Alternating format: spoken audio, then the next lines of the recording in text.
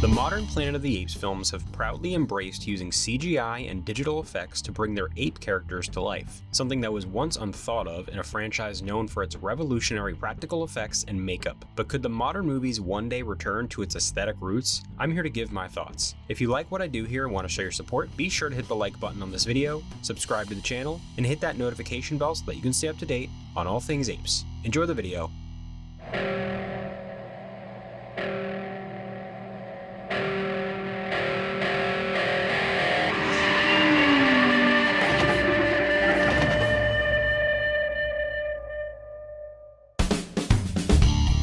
And welcome to Ape Nation, your #1 source for all things Planet of the Apes on YouTube. My name is Josh, and today I wanted to talk about if and even when the Planet of the Apes films could ever return to using practical makeup effects after so many movies in the series have instead utilized CGI. As many of you likely know, the first Planet of the Apes film, which was released in 1968, was lauded for its revolutionary prosthetic makeup work from legendary makeup artist John Chambers. And while the 2001 remake from Tim Burton wasn't exactly beloved the same way, the makeup and practical effects work in that film, which was overseen by another Hollywood legend, Rick Baker, continued the franchise's legacy of pushing the boundaries with next-level practical filmmaking. However, 2011's Rise of the Planet of the Apes took things in a new direction with its handling of the apes, as it opted to use performance capture and CGI instead of actors in costumes and makeup. But based on the critical and audience reception, as well as the box office results of all 4 of these new movies, I think it's safe to say that it worked well in the franchise's favor. That being said, something I've wondered over the years, and I've had several conversations with other fans about at this point, is whether or not Planet of the Apes could or would ever return to its roots and go back to using practical makeup and costumes for its ape characters. And so what I thought would be interesting is to give some reasons why I think it could happen, some reasons why maybe it couldn't ever happen, and then wrap things all up with my personal opinion on if it can and how, but also if it should even actually happen. So with all that out of the way, let's get into a few reasons why the apes in the Planet of the Apes franchise could one day go back to using makeup instead of performance capture and CGI. And the first reason for going back to practical makeup would be that practical makeup effects in all different forms has advanced so much further in the last 2 decades since 2001. The things that they are able to do now is unbelievable. It is so realistic. It is so incredible, especially with animatronics and puppetry and all the things they can do with practical effects now that they couldn't do even when they were doing the Tim Burton movie, which, by the way, still has some of the best makeup work ever put on screen. I know that movie gets made fun of a lot, and rightfully so. I mean, a lot of the designs of the apes in that movie are really ridiculous and don't really work,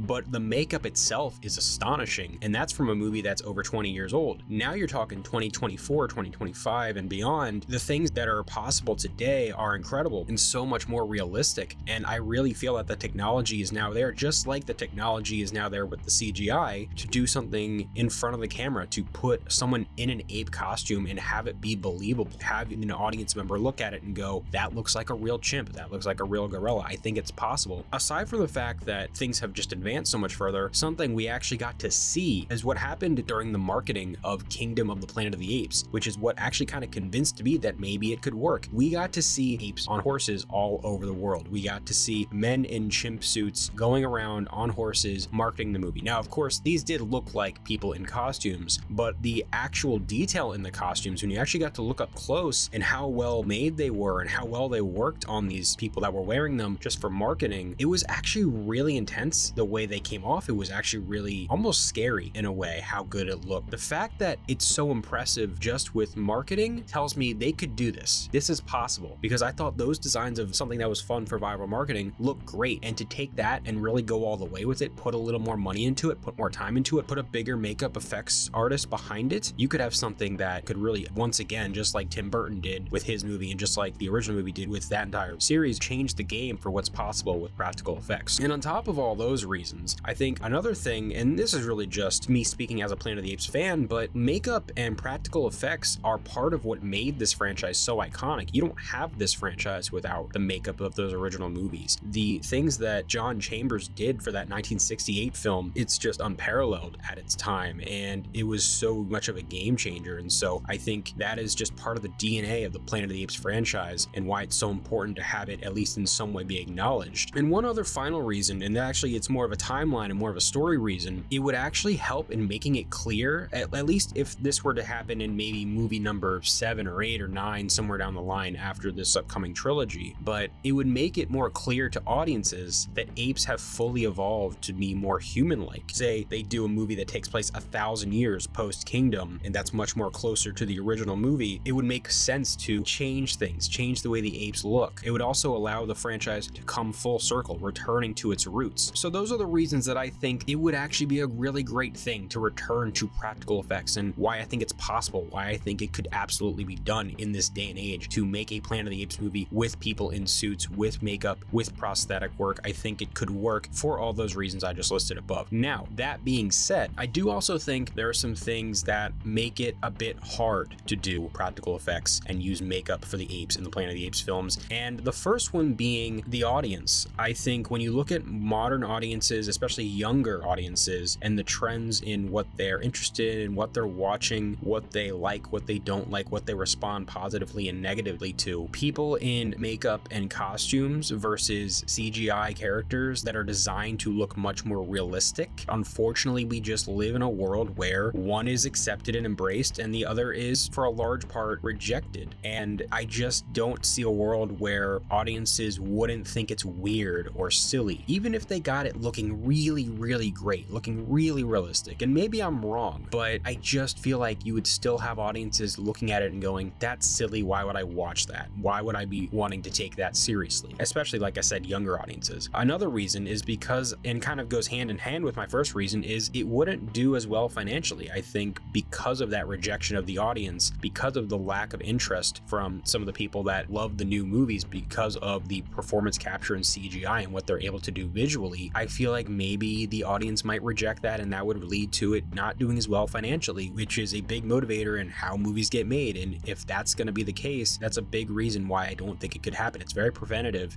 that not being something that the audience is going to embrace, thus leading to the movie not doing well. It's not really fair, but it's the reality. And then another reason is, and this actually might kind of go against my point that I made earlier, it very well could end up being too jarring of a shift from the first 6 or 7 or however many movies they make before switching to practical, because if you're watching multiple films in a row that feature very hyper-realistic CGI apes, and then to go to the next one when suddenly it's not CGI, depending on how it's done and depending on the design and depending on how they look, even for someone like me who thinks it could be a good idea and could work, it might be too jarring. It might suddenly go, this doesn't feel like it's connected to the movie I just watched. This feels like it's in a different reality. This feels like it doesn't connect to everything I know before, and it feels like it's just too different. It looks too different. It feels too different. The aesthetic is not in tone with what I'm used to. And maybe I won't feel that way, but maybe there are audiences that will. Even audiences that are willing to embrace practical effects, even fans of the franchise, might turn away from that, might feel it's too jarring of a shift. And the one other reason, it's just too expensive, depending on how much practical effects you need to use and how much CGI you need to use. 9 times out of 10, if you're utilizing CGI, it's going to be cheaper. Especially now we're having a movie that is filled with talking apes. It's not like Rise of the Planet of the Apes where you just have one main character. It's tons of them all over the place and not a lot of humans. You're looking at a movie that will cost upwards of $200+ million.